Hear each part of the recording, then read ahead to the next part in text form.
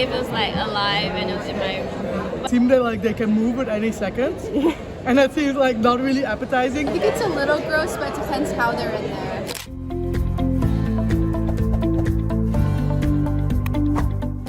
Products with insects has once been in the supermarkets. The insect products remained on the shelf for a year, and immediately after introduction, customers responded excited. They all wanted to try the products.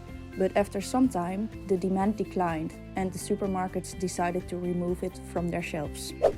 But over the years, the interest in the topic of insect eating has not decreased among scientists and researchers. As awareness of the adverse effects of climate change grows among Western consumers, there is an increasing recognition of the potential environmental benefits offered by insects.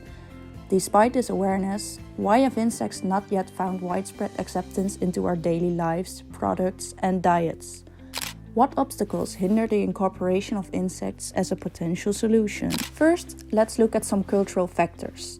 In Western cultures, insects are perceived as dirty, unhygienic, and disgusting, and they are often associated with poverty and a lack of hygiene. Furthermore, Western consumers have the misconception that eating insects is prompted by starvation and for survival. Let's look a little bit deeper into disgust. Biologically, our bodies are trying to keep us safe.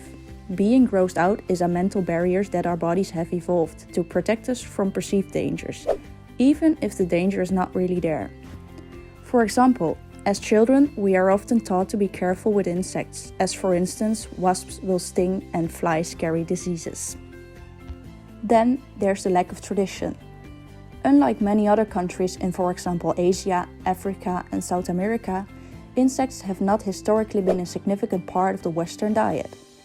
Humans are creations of habit, and breaking certain patterns is tremendously difficult. Also, humans naturally have food neophobia, meaning that we are reluctant to eat new foods and avoid them. This trait has a negative effect on consumers' willingness to eat insects.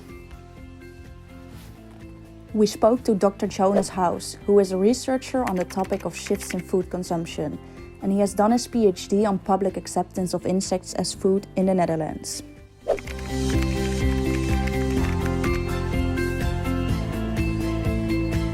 There are two main ways to introduce insects as food. One is as whole insects and one is as processed insects. Neither of them work, and these are for different reasons. The whole insects that are available in Europe, of which there are I think sort of 4 or 5 main species, are not really connected to any kind of existing eating practices with insects as food.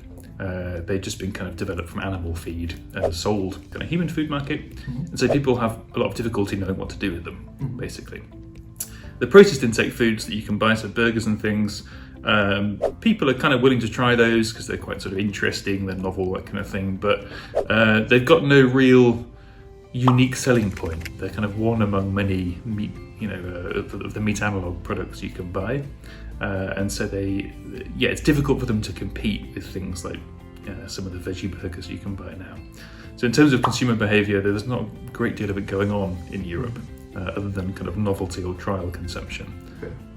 So if I understand it correctly, you find that these consumers are willing to try out these products, but it's not something that they're readily coming back to very often. Indeed, yeah. So you've got a sort of segment of consumers who is relatively adventurous, relatively interested in changing their diets to help the environment or animal welfare, and who was prepared to try novel alternative protein sources.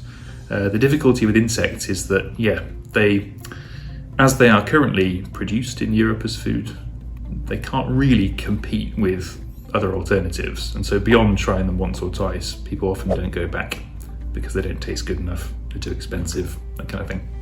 Another possible explanation could be that urbanization has left people out of touch with nature. As more people live in urban areas, the connection between society and nature becomes looser, and most foods can hardly be related to nature. This might increase the negative attitude towards eating insects. Next to that, insects are not widely available for human consumption in most Western countries. They are typically not sold in supermarkets or available in restaurants, making it hard for people to access them.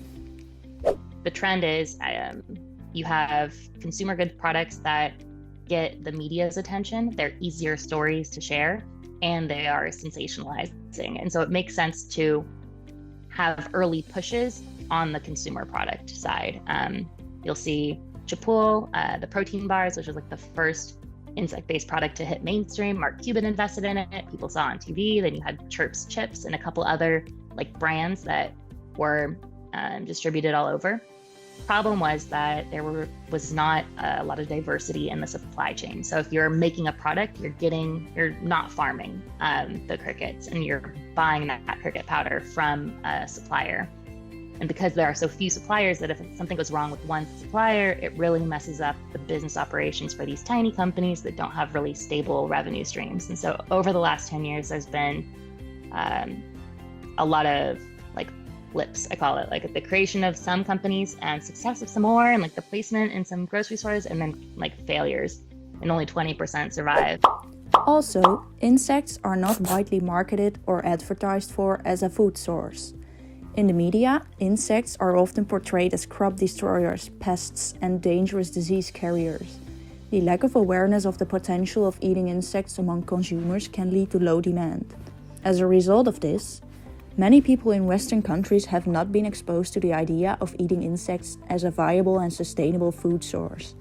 This also causes us to keep thinking that eating insects is not normal. Additionally, current food regulations present numerous obstacles for edible insect food innovation. If edible insects become more familiar to consumers, for instance, when they see them on the shelves of the supermarkets or hear about them in the news, the food neophobia and disgust factors could potentially be replaced by an interest in the products instead. Yet, it's a journey of mixed emotions for consumers. With the feeling of disgust on one hand and the sense of interest on the other, their intention is being pulled in opposite directions. Arguments of the high nutritional value, low environmental impact, and low risk of disease could help shift the perception of consumers. Education is a key element for creating awareness of the potential of edible insects. The invisible inclusion of insects in a preparation and the association with known flavors triggers less aversion than the presentation of visible and unflavored insects. The appearance, taste, and nutritional value of products are important factors in determining whether insect-based foods are accepted or not. Beyond the barriers we have discussed, Dr. Jonas House sheds light on additional challenges in the acceptance of insect consumption.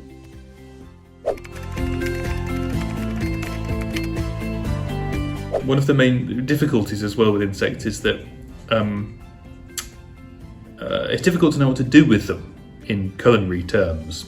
So often when you have a new ingredient of some sort, there are recipes you can use to kind of make sense of it in the kitchen, where it kind of fits. This is often how things travel to new contexts. With insects, it's very difficult because there are cuisines that involve insects that you could maybe draw on to help them become food, but the species that you can buy in Europe generally aren't part of those existing practices. They're things that animals eat instead. And that's kind of one of the difficulties, is that the insects you can get in Europe haven't really been developed with culinary uses at the forefront. There's more kind of practical considerations. So it's difficult to make them into anything that people want to return to, basically.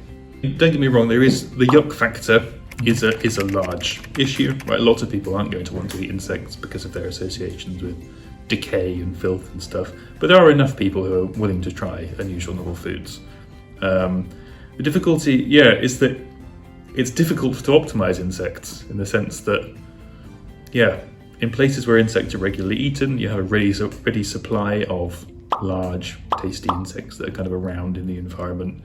Here it's cold, you have to rear these things in heated tunnels and so on. It raises the question, are these things suitable as food? I mean, the rational arguments for doing so are convincing, they're better than beef for the environment and so on, but they are all rational arguments, and eating isn't a rational business, really, right? You eat things because it's tasty and interesting and traditional and culturally important. None of these things are scientific factors, really. However, the interest in the consumption of insects in Western countries remains, particularly due to the nutritional benefits and sustainability. As a result, there is a rise in companies and organizations that are working to promote the consumption of insects as a more mainstream food source. The Netherlands is one of the few countries where insect rearing companies produce insects for human consumption. So with growing interest and awareness, the consumption of insects may become more common in Western countries in the future.